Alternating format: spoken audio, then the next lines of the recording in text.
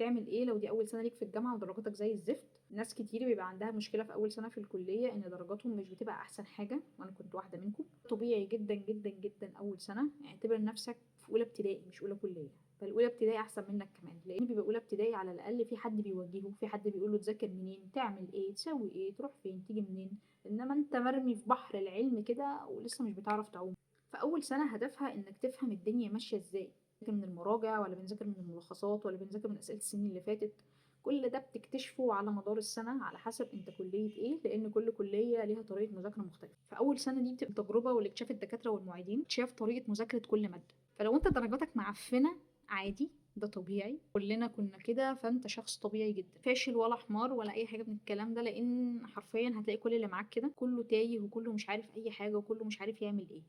اي نعم بيبقى فيه شويه لقم كده وبتتخبصوا على بعض في حته ان هو يقول لك ما اعرفش اذاكر منين وبتاع، وسائل ابن خالته اصلا قبلها بيوم شارح له كل حاجه يعملها بس هيتلام عليك. بس انما هو في الاساس مش، لا، انما هو في الاساس هو مش عارف حاجه، هو زيه زيك. مهمتك في الوقت ده في سنه اولى على الاقل فهم الدنيا على الاقل ماشيه ازاي، ازاي بنذاكر، ازاي بنعمل، ازاي الكلام ده. صعب شويه ان انت اول سنه تجيب فيها جي بي اي عالي، كلنا بنجيب جي بي اي معفن اول سنه، ده طبيعي.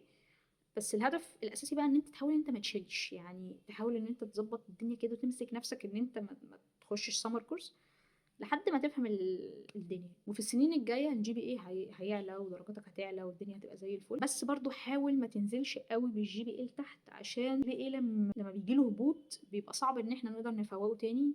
وهتفهموا ده قدام، انا ليه بقول كده برضو. فاول سنه دي مساحه للتجربه والاكتشاف الكليه والاكتشاف الدكاتره والاكتشاف الامتحانات وطريقه المذاكره. ما تبقوش ضاغطين على نفسكم وفي لود عالي ان جايب في الثانويه العامه 98%، انا ازاي هنا جايب 70%. ده عادي، ده غير ده يعني. وخروجه من عقليه المدرسه شويه، ده مختلف عن ده.